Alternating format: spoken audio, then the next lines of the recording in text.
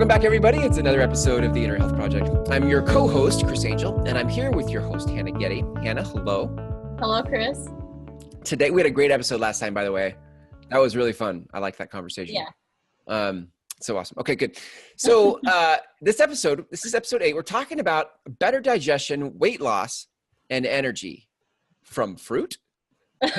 From fruit? We put that question mark in there for curiosity's sake. But, who doesn't want better digestion? Who doesn't want weight loss? And who doesn't want more energy? I think the question has become like, how do we do it? And this is where diets and fads and confusion has kind of taken over. And so I'm curious, just from your journey, because you've gone through your own journey, like what you've discovered, like where were you before? What have you learned along the way? How does fruit fit into this picture? Yeah. So about a year and a half ago, I was very frustrated. I thought I was eating well. I thought I was doing everything right. I was a vegetarian. You were yeah, there you go. Sorry. Yeah, I was a vegetarian. Right. So you can't get healthier than that, right? Right. And I tried to, not eat the processed foods and right. I thought I was doing what I was supposed to be doing. I thought it was a healthy diet, and I still felt like my digestion was terrible. I was up and down, and not to get into too much detail, but maybe I could have been diagnosed with IBS or Crohn's or that type of thing. It was like, for me, it was almost like I was fearing what I was going to eat next, because I didn't know if it was going to be a good feeling after or a bad one. And it was just up and down. What a prison to live in. Yes. Yeah. And going out to eat with people and all of that was just, forget about it. Right. Yeah. Forget about it. Yeah. And I stumbled upon, I went to a chiropractor, and he had a nutritionist working there, and she kind of explained to me how the lymphatic system works and how our diet can obstruct that, and what we should really be eating. So I ended up cutting out dairy, and of course I wasn't eating meat, but right. I don't eat that either.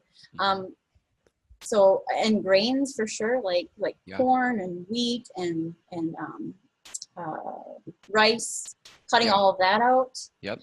And then I started to eat more raw fruit and vegetables, and so not cooked stuff, just like stuff not cooked. Yeah, not cooked. And I even stayed away from the nuts and the seeds. Those are very hard to digest as well. Even the beans are hard to digest. The beans? Is that what you said, beans? Yeah, beans and legumes and all that. Yeah. So just eating foods that are very easy for your body to digest and get energy from. Huh. And I know Which is fruit? It's fruit, actually. Yes. I mean, some people will say that we're, we've heard the argument that we're omnivores or herbivores, but really, I believe that we're more frutivores. We're meant to eat fruit.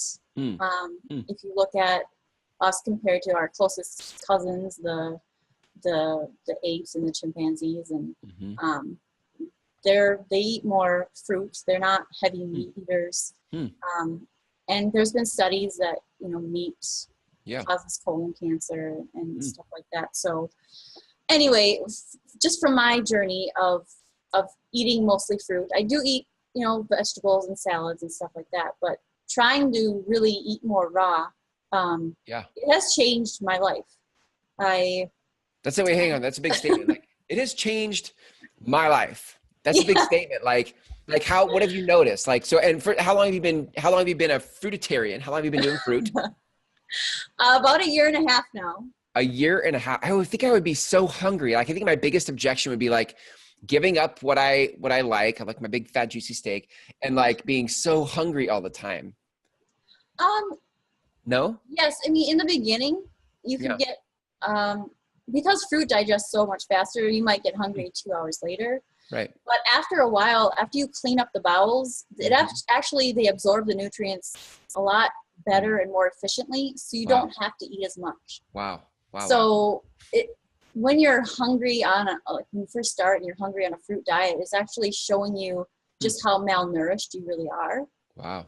Because if you're eating like meat or even wheat, that stuff will sit in your stomach and your intestines a lot longer, and it fills you up, but it's not really giving you nutrients. So crazy. Yeah. So what did you notice? So in that year and a half, like what have you noticed that's different? Biggest thing was I lost 20 pounds, and I mean, I had always consistently worked out, but and I just maintained that. I didn't. And what's so crazy is that you were a vegetarian. Like, you know, I don't think like vegetarians need to lose 20 pounds, but like, that's so crazy. Yeah, I lost 20 pounds. I felt so much better. No more bloating, you know, no more gas. And it was just, I felt the digestion was a lot better. Wow. And I had so much more energy. I mean, that didn't come right away. Kind of in the beginning, your body is cleaning up and it's detoxing. So sometimes you'll feel crappy. You'll feel like you got a cold. But once you clean up your body and it's able to work more properly, you feel so much better. I feel lighter. I can feel the vibration of the food is different. Wow. Yeah, like if you think about a cooked potato. Yeah. I mean, you think of that as healthy. I can feel that. Yeah, but it's so much heavier than, say, a peach or an apple. And that totally feel that as you say it. Right. And if you think about what you eat, it becomes a part of you. You absorb that. If we're thinking that everything is energy, right, then why not take in the higher vibration, the higher energetic vibration of fruit? It's so interesting. It's so counterintuitive because of all the things we've heard, you know, from a food pyramid to paleo trends to like, there's so many different things. But if you think about vibrationally, I totally get that. Right. Totally get that. And if you're trying to be more spiritual and wouldn't you want to raise your vibration with what you're eating? Yeah. You know, so. Yeah. I wonder if this is why, like, I know there's people who really love juicing.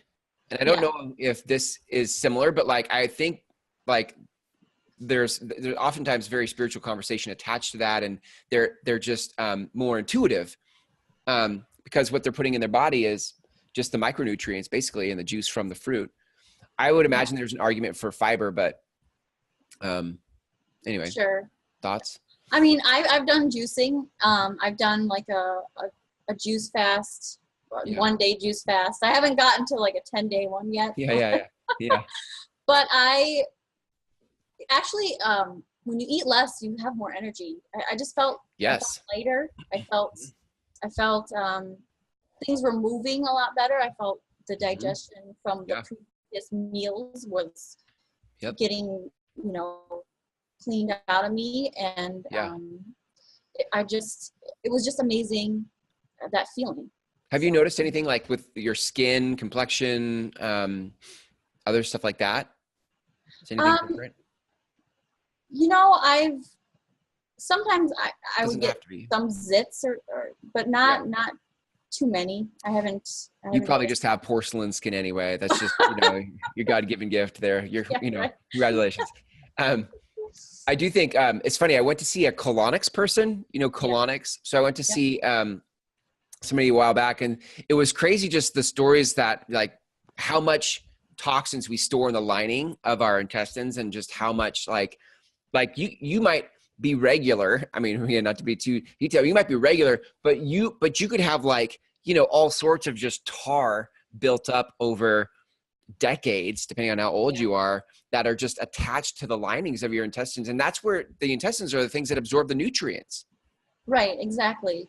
So the fruit will help pull that, but I've also been taking herbs that help strengthen the bowels and stomach and the adrenal glands and your kidneys and nice. It's been a really fun Yeah. and fun learning experience, and just seeing how taking this risk or this chance on Right. a new way of living has Yeah. transformed my life.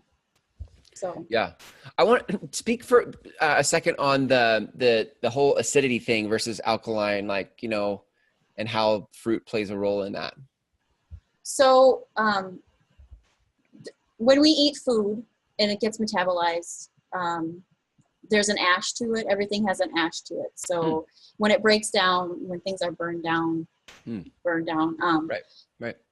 the metabolites of it will either be on the acidic side or the basic side. And your body, well, of course, your blood needs to be at a slightly alkaline pH. Right. And your body likes to be, like, if you have too much acid in your body, then that's going to burn the tissue, because it can't. Yeah. If your body's unable to neutralize that acid or eliminate it quick enough, it's going to burn you. Yeah. That's why, you know, if your pee has to be a certain pH, otherwise it's gonna burn coming out. Right. Good point. I hadn't thought about that. You're right. Yeah. Interesting. I also know, like, so disease lives in an acidic environment, right? Like, but disease can't live in, and maybe this is, you can pull this apart semantically if you want to pick on disease, but but disease can't live in an alkaline environment, right? So when people are sick all the time, chances are there's an acidic environment in their pH in their body. Yes? No? Well, let's pick apart disease. Yeah. Okay, good. Okay, good. Yeah, I know you have a perspective on it. So this is a new perspective for me, but learning that disease is just a collection of symptoms. It's just our concept, a man-made concept of a named set of symptoms. Got it. So it's not something that you caught. It's something that, like, your body's reacting to. It's either trying to make you healthy, it's trying to detox you out. So if you've got like cold and flu symptoms, like your nose is running, you feel achy all over, and you got a fever, that's your body trying to get rid of the excess mucus, which is caused by over acidic areas, and that's your body trying to keep you alive. Yeah. So it's doing its job. It's your immune system. It's your lymphatic system. They're kind of one and the same. They're helping you detox this out. Yeah. But if you are so, if you're eating the wrong diet and you're so over acidic, your body, and it just can't get these toxins out fast enough. Yeah. You're gonna feel it. You're gonna feel it in your joints. You're gonna have pain. It's gonna be an array of symptoms. Yeah. And it's gonna go and collect where your weakest points are. So if somebody has like a weak thyroid, they might end up, with an underactive thyroid, because that's that weak part of their body. So that's where the acids are gonna they're gonna destroy first. Yeah. And, interesting. Yeah, I totally get it. Yeah, totally get it. So so in that, like, when you, and so this is why diet's so important. It's why, like, what you're putting in your body is so important, right? Because if your body already has symptoms, and your diet doesn't help your body get rid of those symptoms because of the basal nature of the food versus the acidic nature of the food, then you're gonna keep compounding the issues in the body until the symptoms explode into a bigger symptom of something. Like and this is where we in man-made terms start to create terminology for big things in our health, right? Right. Yeah, you're gonna maybe have rheumatoid arthritis then. Those are just symptoms because it's compounded so much that you're feeling it all the time. Yeah. It's the acids that are burning you from the inside. Yeah. Yeah. And they can't get out. So I want to ask this question too, because fruit to me seems acidic. Like when I eat an apple, it's very acidic.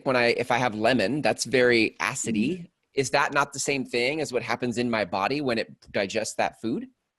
Well, when it breaks it down, the breakdown of it, the ash of it, when it gets down to the when it's broken down, it's very hydrating. It has a lot of electrolytes in it. Right. So it's not gonna burn you. It's gonna hydrate you and nourish you. Yeah, that's good. I just wanted to point that out because I think sometimes it'd be easy to think of fruit as acidic, right? But that's actually not what happens. And I love the way that you say the ash of it after it's processed. Like it's the ash of it is not acidic. It's actually more on the basal side, the alkaline side. Exactly. And you think about your cells, right? Everything has to, when your cells they need energy and they need nutrients and they're getting that, but then they also create waste and that has to get out as well. So not only do you have the waste from the byproduct from the food, but you also have the waste from the cells. And if that can't get out, crazy. If it's obstructed by mucus, which mucus forms because of it's a defense mechanism, isn't it, to try to absorb the acidic things in the body? Right. Yeah. Same with fat. Like people get overweight because the fat is there to protect the body from the acids. Yeah, right. And sometimes it's harder to lose that fat. Like this is for those of you that are listening because of the weight loss, part in the title of this episode, like you can go on diets, but and you can try all sorts of different things, but if the acidity is still in the body, the fat is basically surrounds it, right? Like the fat absorbs it into it, and the fat is very protective. So this acidity lives in the fat. And so you can go up and down in weight, but never actually lose the belly, the fat, wherever the fat lives that you're trying to lose, because it's holding on to the acid. And until you detox, it won't actually be able to, it won't let it go. Because to let it go would mean it's going to risk putting it back into your bloodstream. Exactly. Same with like a tumor. If you think about a tumor is your body's putting this acid in a closet. It's protecting your body from the other tissue. Yeah. It's there to protect you. Right. Wow. Our body is so amazing. So amazing. Here's what I want to know. How did you, or who did you learn from? Like, did you find videos on YouTube? How did you learn about this fruit approach, and who's inspired you down this path? So the nutritionist I talked to, she referred me, or she showed me some resources. Dr. Robert Morris, he has a YouTube channel. You can just, Google him. He also has a really awesome book. I think it's the Detox Source book. I'll have to put it in the description. Morris, like Morris, right? Morse. Oh, Morse. Got it. Like Robert Morse. Got it. Okay. Yeah. He's a naturopath, and he has a school of detoxification that I actually went to, and he just has a lot of resources. You can write to him and he will answer your questions on YouTube, but he was the person that inspired me and really made me wake up to this different way of living. And it was. Wow.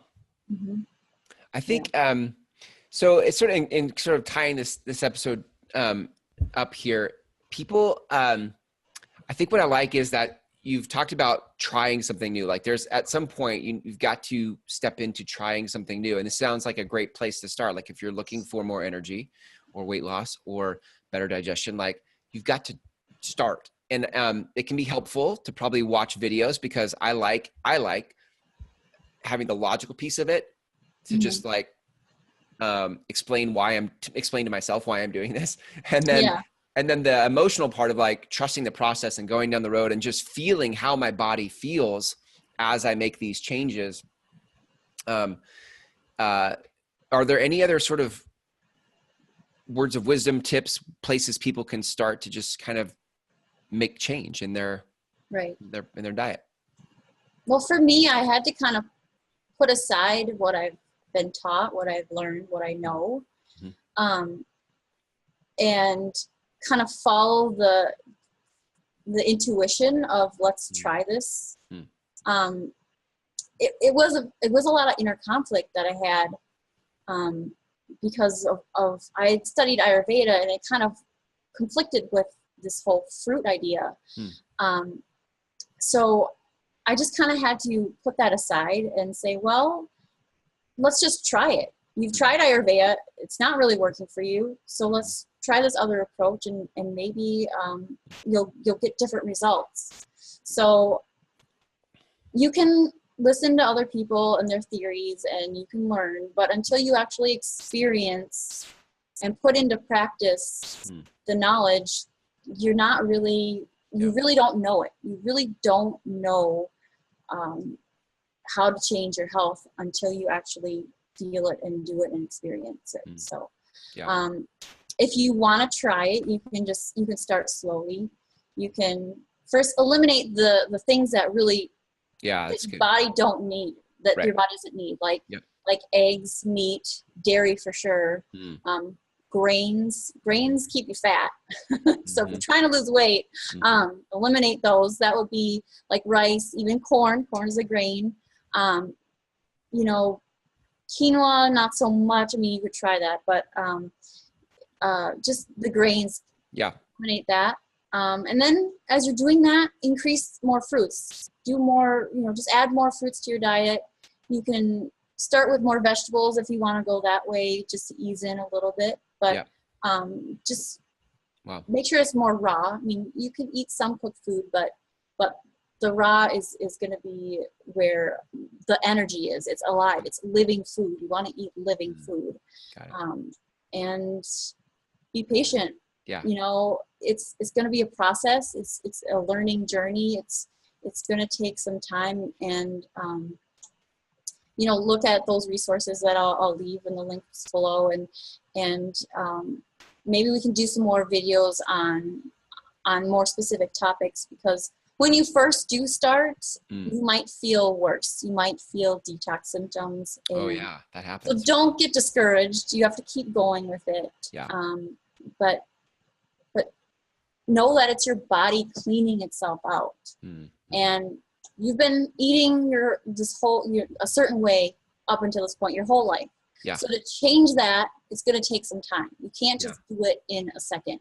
And you're not only changing the physical way you're living, you're also changing the way you're thinking and the way your emotions are how are you feeling about things. I mean, you might detox out emotionally as well. So just know that. And if you need any help or resources, you can always reach out to me. I'm happy to help with that. So. I like that. And they can find you at where can they find you? Innerhealthproject.com. And also on Facebook, we have a Inner Health Project group that we can have a conversation, support each other, ask questions. If you're trying to do this, I'll respond to that too. Awesome. I love it. Cool. Hannah, thank you again for just pushing this conversation forward in the world, because I think there's a lot of people who want to feel better and kind of nurture their inner health. So thank you for being the leader of this conversation, and we'll catch you next time. Awesome. Thanks, Chris. See ya.